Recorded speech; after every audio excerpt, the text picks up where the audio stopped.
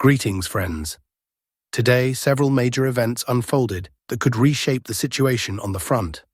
Let's begin with the most significant one, Pokrovsk. Once again, Vladimir Zelensky declared that there is no encirclement, no cauldron, in the Pokrovsk agglomeration. Ukrainian sources are repeating the same message in unison. The situation is difficult, critical even, but under control. Yet, if we look not at the statements, but at the maps, the verified geolocations, and the real events of the past 24 hours, it becomes clear. The situation there is not merely critical, it's catastrophic. In truth, this is the endgame. Within the next 4 to 5 days, the entire Pokrovsk agglomeration, including the city of Myrnohrad, is expected to fall completely under the control of the armed forces of the Russian Federation. Few doubt this now. The only question is how many Ukrainian soldiers will be captured and what the final losses will be. Kiev and Zelensky himself still refuse to negotiate or acknowledge the obvious. Yesterday, the Russian Ministry of Defense announced that, on President Putin's orders, Russia was ready to grant access to both Western and Ukrainian journalists to the area of fighting, directly into the Pokrovsk pocket. The goal was simple: to show what is happening from the inside, but Kiev rejected this proposal. Instead of truth came the familiar refrain, "There is no encirclement." However, today brought undeniable proof to the contrary. A unit known as Rubicon, a special group of FPV drone operators, published a 2-minute video filmed in the area of Pokrovsk and Myrnohrad. The footage shows dozens of precision drone strikes against Ukrainian infantry, vehicles, and small groups of soldiers desperately trying to break out of the pocket. Ukrainian forces are now retreating chaotically, moving in small groups through the fields to the northwest. They are trying to escape from Pokrovsk toward Myrnohrad and further to Rodinske. Technically, Zelensky might be correct. There is still a narrow escape route. But according to Russian military analysts, only about 1 in 10 who attempt to flee actually make it to safety. The rest are cut down by Russian drones and artillery fire. Every second of that video marks another moment of destruction. Each episode is captioned simply, "Personnel." Dozens of impacts, one after another, and it's clear that those caught in these frames never made it out. Now, let's turn to the changes along the front line. According to both Russian and neutral mapping services, Russian units have advanced in the northern and northeastern parts of Myrnohrad. The offensive continues, positions are being consolidated. Reports indicate that the village of Hanativka has been almost completely cleared of enemy forces. The Russian Ministry of Defense confirms the mop-up operation is nearing completion, and Russian troops have secured positions on the outskirts of the settlement of Ro, where heavy fighting took place earlier. It is likely that by tomorrow or the day after, Hanativka will be fully under Russian control. Interestingly, reports of the clearing of Hanativka surfaced several days ago. Yet, as it appears, small isolated Ukrainian groups remained there, cut off, without communication, support, or evacuation routes. They held out for a while, but their resistance no longer affects the overall picture. The front keeps moving forward relentlessly. Further north, closer to Pokrovsk, new footage has emerged from the area of Molodizhna Street. It shows Russian reconnaissance and sabotage units slowly but steadily advancing toward the northern outskirts of the city. These are the same positions targeted by Ukraine's 68th Brigade using drones, though now their attacks look more like desperate attempts to delay the inevitable. Based on this footage and data from independent observers, new adjustments have been made to the maps. Just yesterday, analysts were cautiously speaking of infiltration by Russian forces north of the city. Today, we can already speak of a full-fledged advance.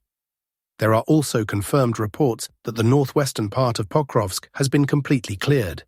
Both pro-Russian experts and neutral cartographers are reporting the same thing. Only yesterday, this area was considered contested. It was here, at the entrance stele to the city, that symbolic events took place. First, a Russian flag was raised, then Ukrainian drones attempted to destroy it. In response, a retaliatory strike took down the Ukrainian flag.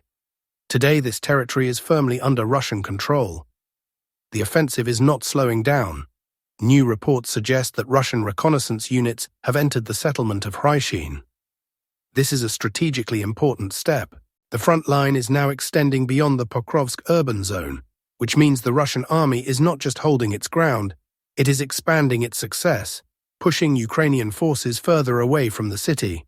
At the current pace of the advance, the fighting inside Pokrovsk will likely end within the next few days. Myrnohrad, however, is a different story. Most of the city remains under Ukrainian control. Experts believe that the last pockets of resistance will be compressed there, where the remnants of Ukrainian units will either try to hold out or enter negotiations. The Russian command, for its part, is clearly interested in capturing as many prisoners as possible. This is not only a tactical, but also a media objective, one capable of delivering a serious blow to both Zelensky's and Seversky's reputations. Now we move to the Zaporizhzhia front. Here too, Russian forces are advancing. It has been confirmed today that the Russian army has established full control over the village of Novoalexandrivka. The Vostok group of forces released video footage from the area, showing artillery and airstrikes, followed by the clearing of Ukrainian positions. In the final seconds, several Russian flags can be seen raised in different parts of the settlement. The map of this sector has now been completely updated in favor of Russia. But even more attention today has focused on Uspennivka. Even pro-Ukrainian cartographic sources have acknowledged significant Russian progress there. The main road leading from Uspennivka toward Huliaipol is now under Russian control. Just yesterday, the entire village was marked as Ukrainian-held. Today there are verified visuals of fighting on its outskirts. This advance is strategically important. Russian troops are gradually closing in on the Huliaipol line, where some of the Ukrainian army's strongest defensive positions were previously located. If we look at the current pace of the offensive in this area, it seems likely that within the next 5 to 7 days, Uspennivka will come completely under the control of the Russian army. This advance will place additional pressure on the entire Ukrainian defensive line in the southern sector of the front. Taken together, these developments form a clear picture. The front line is steadily shifting, and Ukrainian forces on both the Pokrovsk and Zaporizhzhia directions are no longer able to hold back the pressure. We now move further north, to the Seversk sector, where important updates have emerged today. According to objective monitoring data, Russian troops have established physical control over the highway connecting Seversk and the village of Zvanivka. On the released footage, Russian reconnaissance units can be seen caught on the cameras of Ukrainian FPV drone operators, who are striking at them with precision. All of these episodes have been geolocated exactly in this area. The result is clear. The Seversk-Zvanivka road has been physically cut. The Bakhmutka River also runs through this area, creating a natural barrier. As a result, a closed pocket has formed, a bag that includes Zvanivka and the positions scattered across the fields between Vimka and Kuzminivka. Russian forces have already begun clearing this pocket, attacking from both flanks, from the south and now from the north. If the current operational tempo continues, discussions about the Seversk cauldron will likely dominate the situation reports within the next 3 to 4 weeks. On the Lyman axis, the Russian army continues its advance toward the city of Lyman. Today, several independent cartographers and military analysts confirmed that the Masliakivka district has almost completely come under Russian control. It is already considered part of the city itself. The offensive continues to develop. New data indicate that Russian units are moving into the rear of the Ukrainian grouping, defending the settlement of Stavki. In essence, the Ukrainian command now faces a choice: either withdraw from Stavki or risk being trapped in yet another small encirclement, another mini cauldron. The Russian Ministry of Defense has published an extensive report on this sector. As a reminder, yesterday Moscow announced the clearing of the village of Sadov. At the time, the map updates were somewhat approximate.